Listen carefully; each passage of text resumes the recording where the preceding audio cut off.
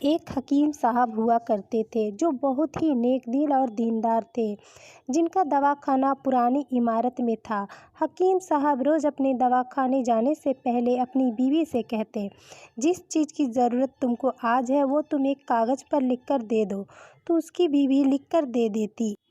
حکیم صاحب اپنی دکان پر جا کر سب سے پہلے اس پرچے کو کھولتے، ان کا حساب لگاتے اور اللہ سے دعا کرتے، یا خدا، میں تیرے حکم کی تعمیل میں تیری عبادت چھوڑ کے یہاں دنیا داری کے چکر میں آ بیٹھا ہوں۔ جیسے ہی تو میری آج کی ضرورت پوری کر دے گا میں اسی وقت یہاں سے اٹھ جاؤں گا۔ اور پھر ایسا ہی ہوتا۔ جیسے ہی ان کی ضرورت کے پیسے ہو جاتے، حکیم صاحب دواخانے سے اٹھ جاتے۔ ایک دن حکیم صاحب نے جب پرچی کھولی تو وہ پرچی کو دیکھتے ہی رہ گئے۔ اس پرچے پر آٹے دال کے علاوہ ان کی بیوی نے لکھا تھا، بیٹی کے دہیج کا سامان۔ ایک لمحے کے لیے تو ان کا دماغ گھوم گیا۔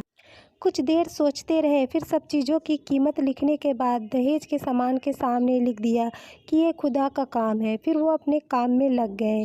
کچھ دیر کے بعد ان کی دکان کے سامنے ایک بڑی سی کار آ کر رکی۔ کار والے صاحب کار سے نکلے اور حکیم صاحب کو سلام کیا اور بیٹھ گئے۔ حکیم صاحب نے کہا، اگر آپ کو کوئی دوا لینی ہے تو یہاں اسٹول پر آ کر بیٹھ جائیں تاکہ میں آپ کو چیک کر سکوں۔ تو وہ صاحب بولے کہ حکیم صاحب، مجھے لگتا ہے کہ آپ نے مجھے پہچانا نہیں، لیکن بھلا آپ مجھے پہچانتے بھی کیسے، کیونکہ میں آپ سے 15 سال بعد مل رہا ہوں۔ جب میں پہلی مرتبہ یہاں پر آیا تھا تو میں خود نہیں آیا تھا بلکہ مجھے یہاں خدا نے بھیجا تھا، کیونکہ خدا کو مجھ پر رحم آ گیا تھا، وہ میرا گھر آباد کرنا چاہتا تھا۔ ہوا کچھ ایسا تھا کہ میں اپنے گاؤں جا رہا تھا، تبھی ہماری گاڑی آپ کی دکان کے سامنے پنچر ہو گئی۔ ڈرائیور گاڑی کا پہیہ لے کر پنچر لگوانے چلا گیا۔ تبھی آپ نے دیکھا کہ میں گرمی اور دھوپ میں گاڑی کے پاس کھڑا ہوں، تو آپ نے مجھے اپنی دکان کی طرف اشارہ کر کے مجھے اندر بیٹھ جانے کو کہا اور میں اندر آ کر بیٹھ گیا۔ ڈرائیور نے کچھ زیادہ ہی دیر لگا دی تھی۔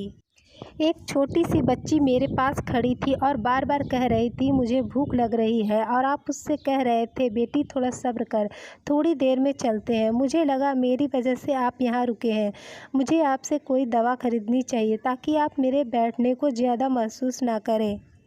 میری شادی کو 6 سال ہو گئے تھے، لیکن میری کوئی اولاد نہ تھی۔ میں نے کئی جگہ علاج کروایا مگر کوئی فائدہ نہ ہوا۔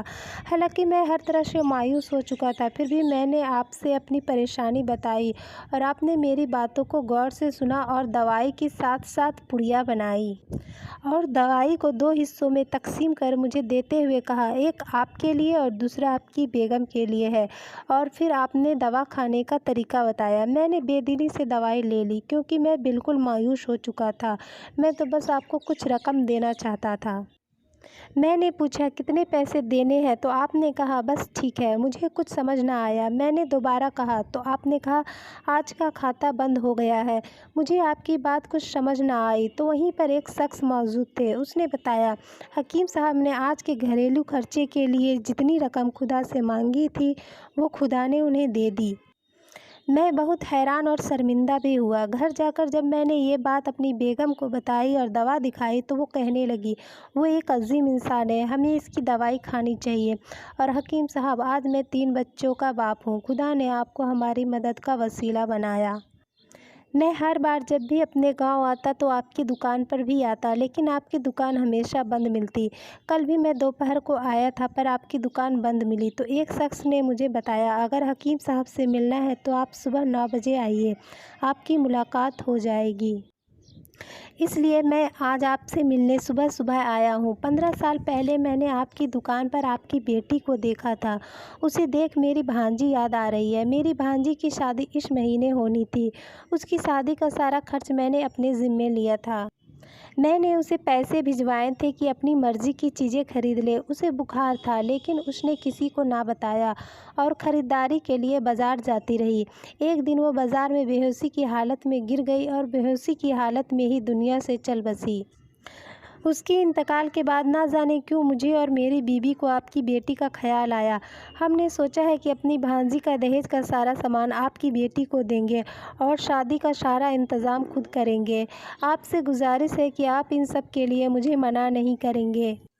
یہ سن کر حکیم صاحب حیران اور پریشان ہو گئے، کیونکہ آج ہی ان کی بیوی نے پرچی میں لکھا تھا بیٹی کے دہیج کا سامان۔